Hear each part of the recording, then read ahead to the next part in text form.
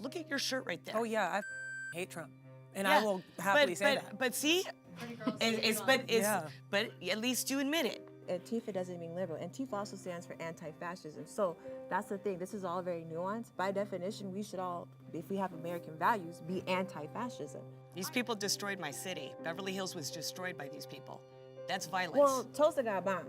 So like that's so historically Tulsa got bombed. Yeah. Are you justifying Derek Chauvin being on George Floyd's back for 9 minutes? Okay, now there's Are you no. justifying Derek Chauvin? Okay, Actually, so from this, can we now move on let to Can you me answer finish. that question? Let me Can you finish. answer that question? Now, yeah. Answer that. So I don't care I'm if he trying was to, riding but a you gotta let me unicorn on finish. Mars You gotta let me. I grew up, I went to one of the best school districts in California. I took college readiness courses, like very young. I was very much prepped for this life where I knew I was gonna be able to go to a university. I knew I was gonna be able to get a good job. I knew I was gonna have all of these life prospects that a lot of people that are in predominantly Black areas where they don't have access to those things, where the schools are not being funded well, don't have those opportunities. And so much of that was because I had immense proximity to white people. I only knew white people for the vast majority of my life because those are the communities that I was in, and that's what we give to white people. So I can even only think that I can do the things that you can do, like go to college, like buy a house, like do all these things because of a proximity to whiteness. In today's episode, white conservative women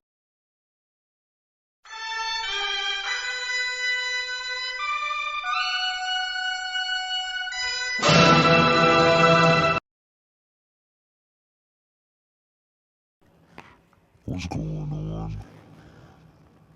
This is your Silver Stranger 01. Let's lock in, see what they got to talk about. Alright. Don't have those opportunities, and so much of that was because I had immense proximity to white people. I only knew white people for the vast majority of my life because those are the communities that I was in, and that's what we give to white people. So I can even only think that I can do the things that you can do, like go to college, like buy a house, like do all these things because of a proximity to whiteness. In today's episode, white conservative women and Black liberal women come together for a candid conversation about politics, culture, faith, and identity. They unpack how race and ideology shape their views on womanhood, family, and society, while challenging stereotypes and confronting tough questions about equality, responsibility, and justice. Through moments of tension and unexpected understanding, they search for the values and experiences that unite them as women in today's America. Welcome to The Bridge.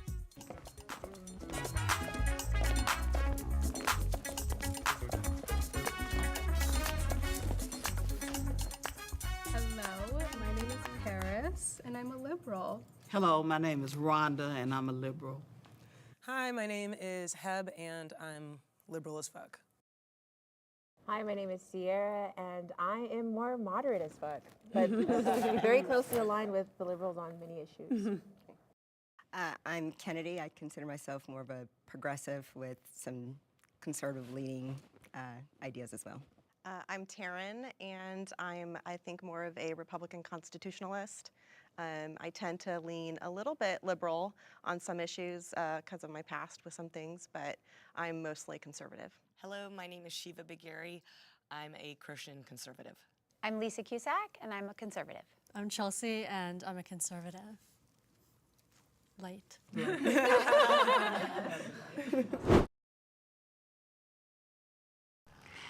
Now I just want to make a note. All of the conservatives are white and all the liberals are black. Alright, now let's keep that in mind. And the first prompt is, both major U.S. political parties have contributed equally to the rise in political violence.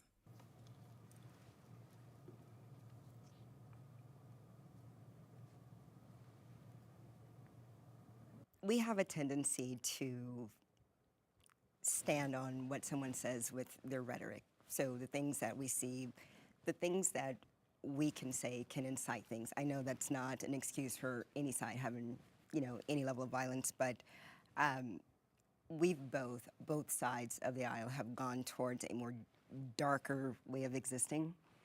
And all we're doing is, as followers of these political parties, is just pushing that rhetoric forward. It's just us as an ecosystem, and not to have the divide be more politically based.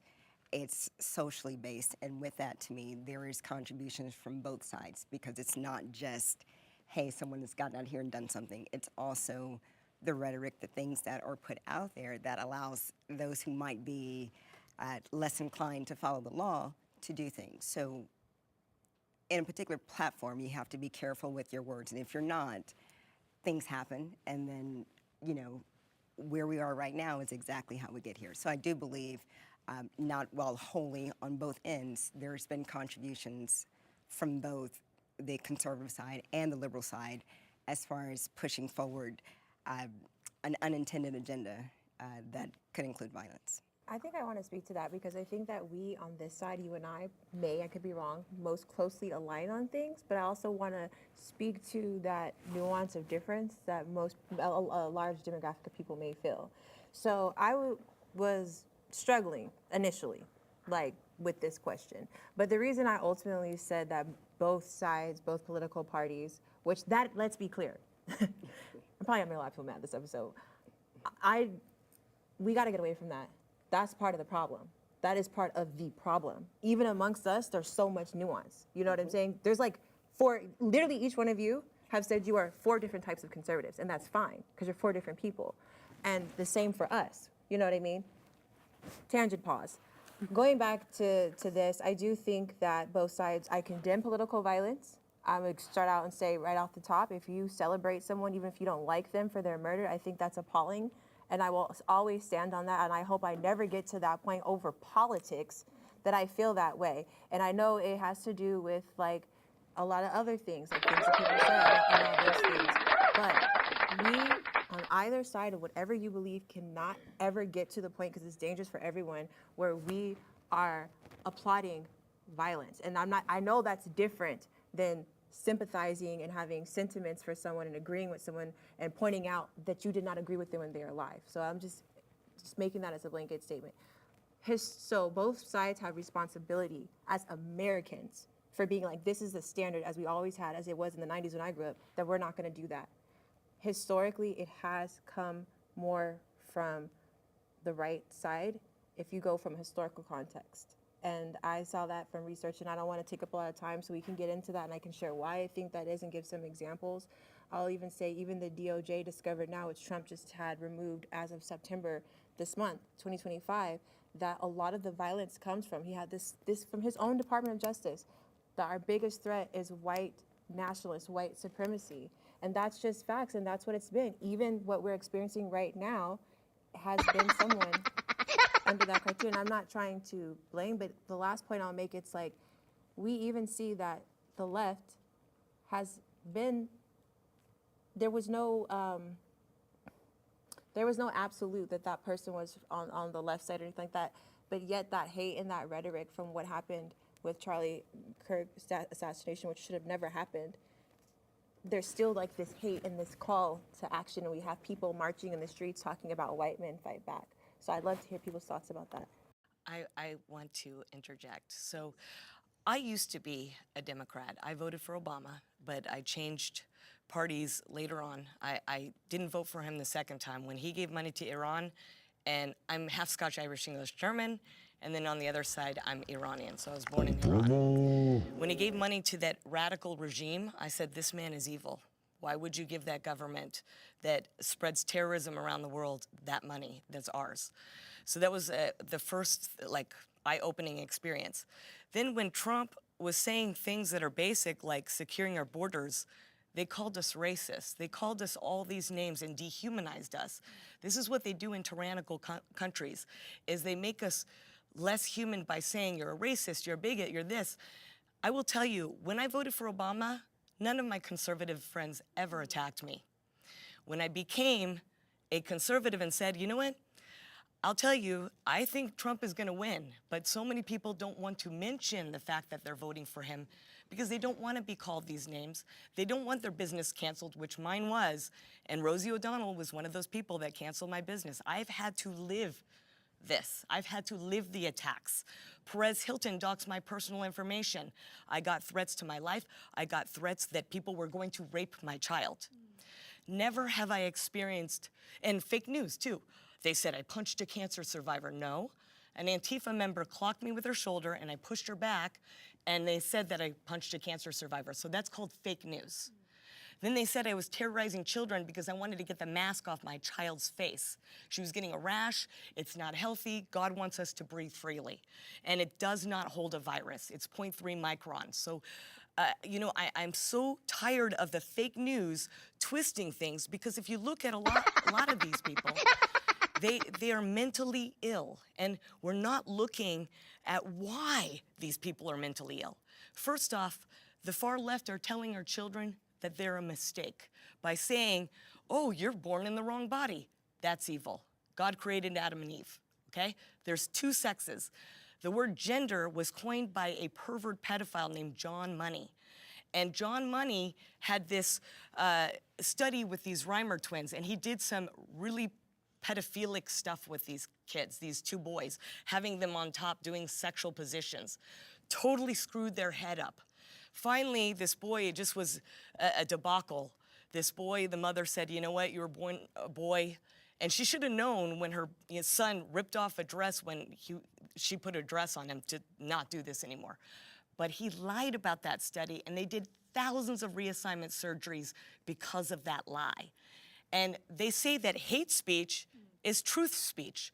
So when they use the word hate speech, I don't even like that rhetoric because it's a lie. Hatefulness is when you're telling people to die. I showed you one of my text messages from what I get every other day from the left. This is an attack on me because I'm a Christian conservative and I love this country. I don't teach kids to hate themselves, hate the flag, and hate the country. That is the indoctrination centers that are going on in Democrat-run states. So I just believe that the hate is coming from the left. Look at your shirt right there. Oh yeah, I fucking hate Trump, and Yeah, I will happily say that. But see, but at least you admit it. I would never have a hateful thing for any of you. You know why? Because you were made in the image of God. And I look at every person as a person that has the ability to live eternity with Jesus, Yeshua. And I love you all. I even love my enemies. I actually prayed for these people like Perez Hilton. I prayed for Rosie O'Donnell after they attacked me. I do want to just make this comment because I think I didn't hear the word equally. There is, at no point is there an equality in terms of what you see that's put out there. And you mentioned fake news. We are supposed to be a well-informed electorate. There's a reason why there is a electoral college, but we have news at our fingertips. What we're doing is we're taking that part away and we're going on the headlines. We're going on whatever source that we're getting versus just ourselves doing maybe some research to understand what's maybe the precipice of this. So there is, I do believe, some inequality because when you look at conservatism versus liberalism, it's not that conservatives don't want change. I think it's more of a slow progress. It's like we're trying to hold tradition to certain values. And I understand that. And then you have, I don't want to say liberals, I think it's more progressives because we are changing. Our technology changes us every single day. We get a new phone, every third day. So with that technology changing, everything else in our lives is advancing. We now have to take into consideration how these things affect us as an ecosystem. So the push out of information and what you use with it, that's the only tool that we truly have. How do we use it? Are we being, made into political soldiers by virtue of a small headline where we've not gone in to do any level of research about it? And that's what I'm fearful of. As partisan. She made some points. I mean, I'm not entirely sure of the points she was making, but be sure to like, share, and subscribe. Appreciate y'all if y'all still watching right now. Alright, let's continue. Blaming loop, because whatever beliefs you guys have, whatever beliefs we have, there is something that can back that up to make us believe that. I just want to say I don't absolve the left, and that's part of the reason I said I'm more moderate, because I do believe it got more hateful. I led a very large amount of protests after George Floyd, demonstrating in peace with a lot of different people, and Antifa folks came out there, and it was crazy. But I had to acknowledge that because Antifa doesn't mean liberal. Antifa also stands for anti-fascism. So That's the thing. This is all very nuanced. By definition, we should all, if we have American values, be anti-fascism. You know what I'm saying? But We they're should- not. We should, right. Well, I don't represent them. I'm, Yeah. I'm actually pointing out so what you said There's to, two different- there's to two different validate and not groups, yeah. absolve that there is a lot, and that's why I started out with the people like it or not saying, talking about like, it can be vile. These people destroyed my city. Beverly Hills was destroyed by these people. That's violence. Well, Tulsa got bombed.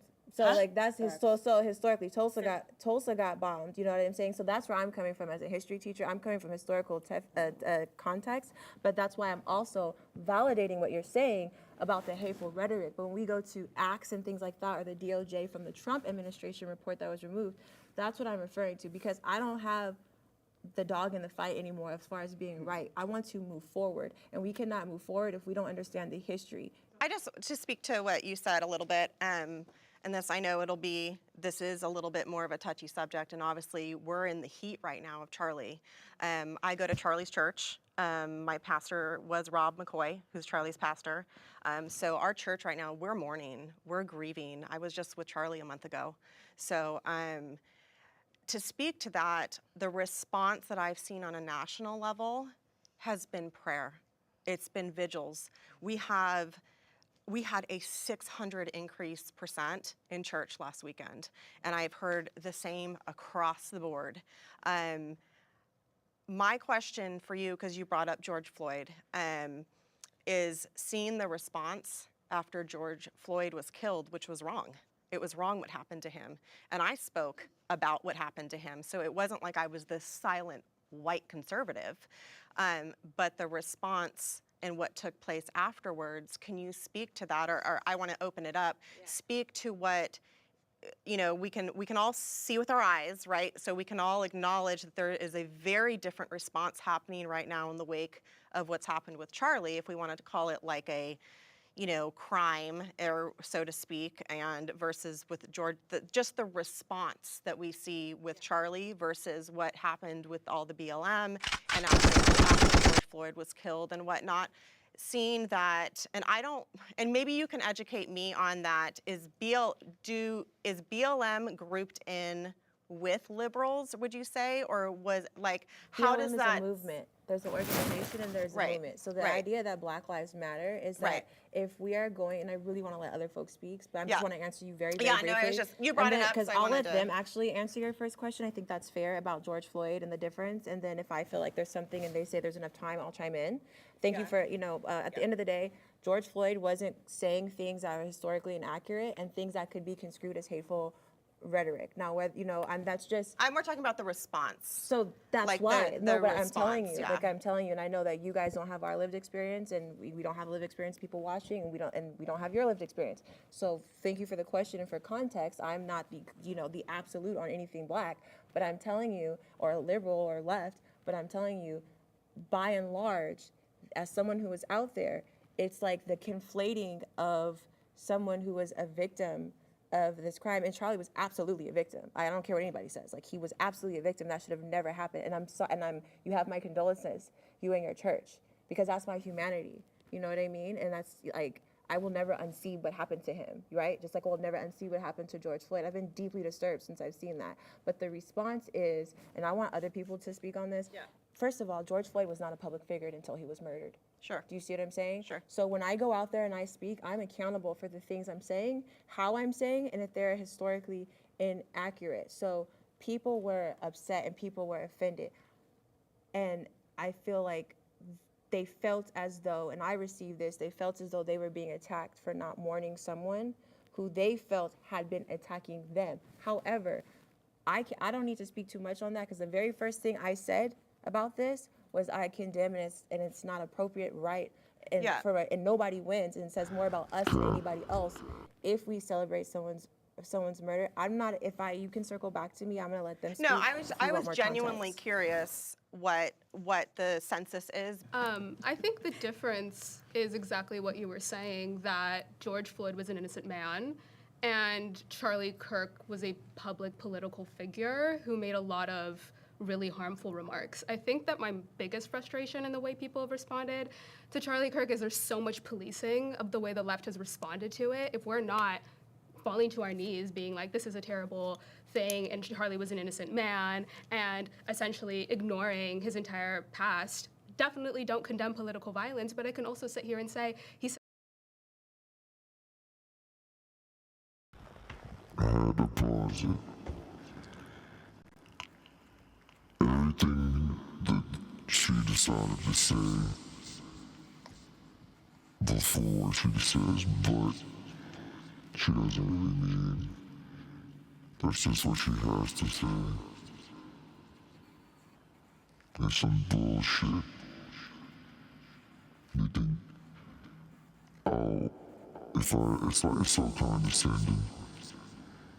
Because if I say, oh, if I don't fall on my knees and say I really, cared about him, it's a problem. No, just don't say anything. If you don't like him, then just be quiet. You never heard don't speak on the dead, goofy.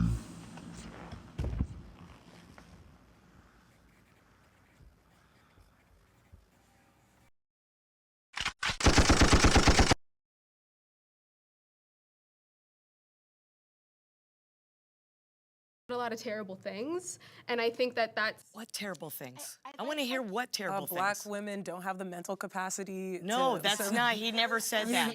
See, this is the problem with fake news. They Well, you have twist to his take. words. You have to watch. Have you watched the whole clip? Yes. I want to also point out the fact that you were saying that you received a lot of really violent remarks about your daughter, about yourself, and I don't condemn any of that. And I think it's important to hone in on that specifically, on interpersonal political violence, because I think that's what most of us can relate to and understand, and ultimately sows the seeds for something like Charlie Kirk to happen. So I think that that's like a relevant piece. So I absolutely condemn all of that. But when you're saying that, oh my God, I had all of these people get so mad at me about the fact that I voted for Trump, why is there not a reflection on why that was the response? Like, instead of looking at her T-shirt and being upset about that, like, why is she saying that pretty girls don't like Trump? But see, like, I already know. why don't we have that? I already know because I've talked to people on the left. When I had a rally, I let them speak. I let them speak and have a voice. I wasn't trying to silence them. I'm being silenced. I got kicked off of Facebook twice. I got kicked off of TikTok. I have to keep making new accounts. That's censorship. That's not the American way. The American way is freedom of speech. And that's what happens in tyrannical governments. I'd like to jump in. First of all, I really appreciate that all of you like so vehemently condemn political violence, and I agree with you. I think that's very important. The reason I would argue that it more stems from the left is a couple of things. First of all, to address that DOJ statistic that you were talking about, the way the Biden administration came up with that is they had the FBI start separate offices in every state and every city, and they used January 6th to, basically they went after every single person and put that as a mark of white supremacist violence, even if the person like walked into the Capitol. And actually I have a friend who was Black conservative who walked into the Capitol who was harassed by the FBI. Siaka. Yeah, we all know Siaka. We all know. And so that's how they came up with that statistic, and that's why it was taken away, because it was very flawed. There's been numerous assassination attempts. I mean, there was Wasn't that political violence though, January 6th? There was Should they some not be political counted? violence. So 4 people died, and they were patriots. No cop died from I Yeah, don't think beating anybody up. should That's be a running lie. up attacking The media Capitol. lied. I think that's the most unpatriotic you could do, but it is very historically American. I mean, I would probably put it in the category of of the BLM situations where there was the peaceful protests and then there was the rioting. And I know I lived right there where we could see the flames from my door and the tanks rolled into the city. So I know firsthand that there was definitely violence when the sun they did came not down. threaten to hang their own vice president. And then the January 6th was a peaceful protest that got out of hand at one point. But most of the people that harassed had the door open for them by the police and walked peacefully in. Because the police are part of them. And so I think there's also been other attacks. There was the assassination attempt on Steve Scalise. There was a couple of assassination attempts on Trump. There was an assassination attempt on Justice Kavanaugh. And you know, Melissa Hortman definitely just And as got much killed. as I was deeply disturbed by the videos of George Floyd, I cried when I saw it. The fact of the matter is, he was a criminal. He had stuck his gun at a pregnant woman's belly. He was taken in for a crime. He was on drugs. That was part of the problem. That's not excusing anything that was excessive. But whereas basically, you guys are saying that because Charlie Kirk said things you don't agree with, it's more justifiable to shoot him No one execution said style that. in the neck. You started out your injection. You started out your statement with saying that we both we all, as a group in totality. And that's But I think you're saying you understand the okay, so correct me if I'm wrong, because I wouldn't want to. We're pushing back on things that are being inaccurately represented. So you cannot say that you see. The thing about it is, we said out the gate, we do not condone that. Much to the detriment and pushback of a lot of our own communities. But what we're not sitting up here doing, respectfully, which is what I'm hearing from you, I don't want to speak for you because I feel like that's impolite. So you could tell me if I have it wrong. But it seems as though that you're inferring that the January 6th was just a protest that got out of hand, or equating it to, and let's be also clear, Black people, liberals, are not the only ones that rioted after George Floyd. I totally the know that. entire planet. Well, the entire planet. Think about that. Did a lot of to rioting come too. back to the prompt, when you talk about one side having more political violence, especially historically, the entire planet got tired of the white supremacy-led political violence that happens in this country and the violence that happens to people. It is what it is. Why do you think they rioted after this? And the thing is, it says, I can sit up here and say, I did not agree. I've been on some of the same shows Charlie Kirk was on, and I am disgusted what happened to him.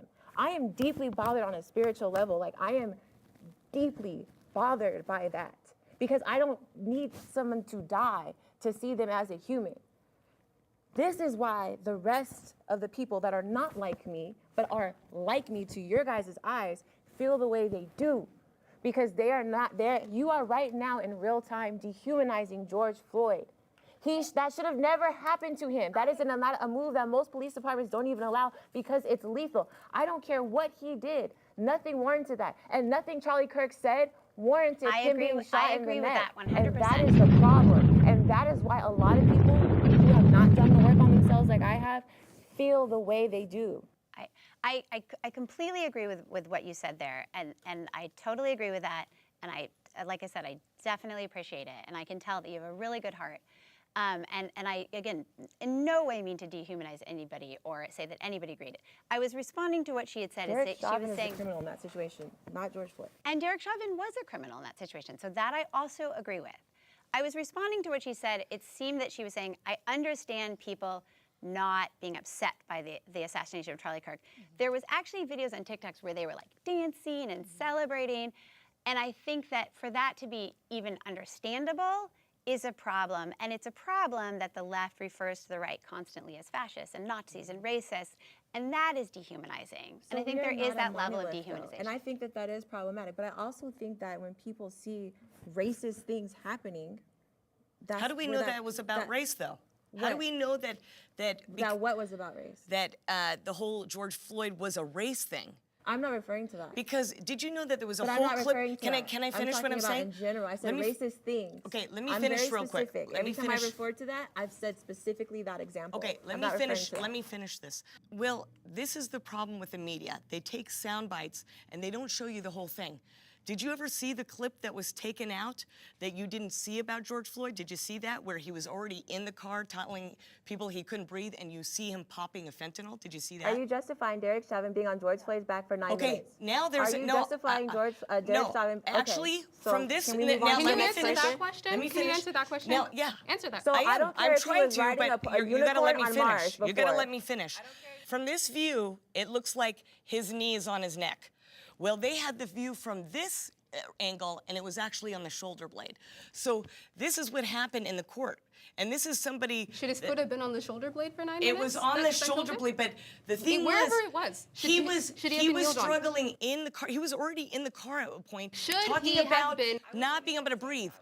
Actually, the way he died was not because of that. He died because he popped fentanyl. That was the lies, because they want to pit us together. This is a divide and conquer tactic. The media wants to use this. Why don't they ever talk about all these children being butchered in Chicago from gangs? Why aren't they on the cover of the magazines? Because it doesn't fit the narrative. They want us to be divided. And they do agree this. with They that. pit people against each other. Whites against blacks. And the narrative you're gays talking about against George Floyd, who was murdered, is heterosexuals. not helping. You know, Jews against Zionists, against the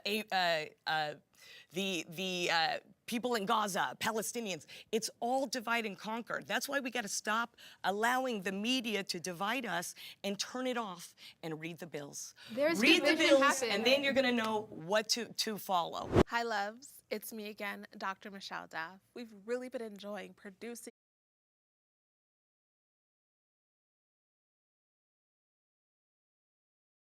Yes, yes.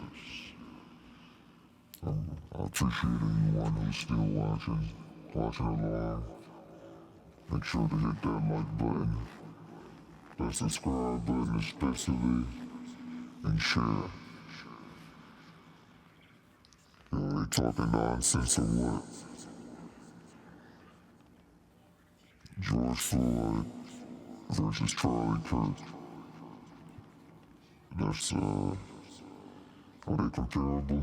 I don't know, y'all let me know in the comments. Dr. Daff Show. However, they are very costly to produce with our large team, equipment, studio, and cast, and everything that goes on. Ever. Find Forever it by a U2911. Blessings that balance. And lastly, with a bright and then visit. And the next prompt is, hate speech should be protected under the First Amendment.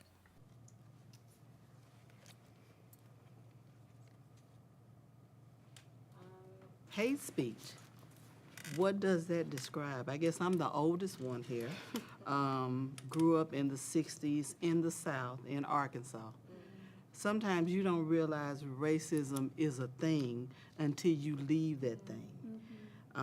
Been in LA 25 years, and you would think because of all the different races of people that are here, you would think that we would come together, not because of the color of our skin.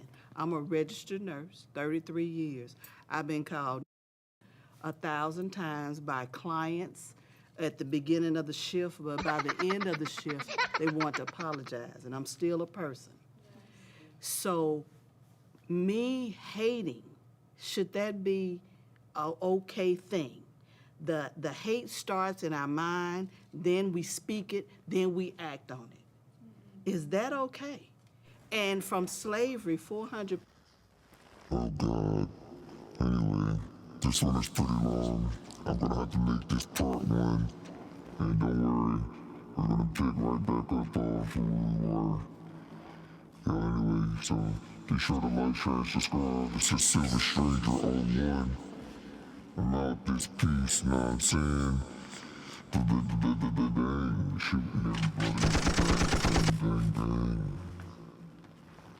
Bye, y'all. Peace.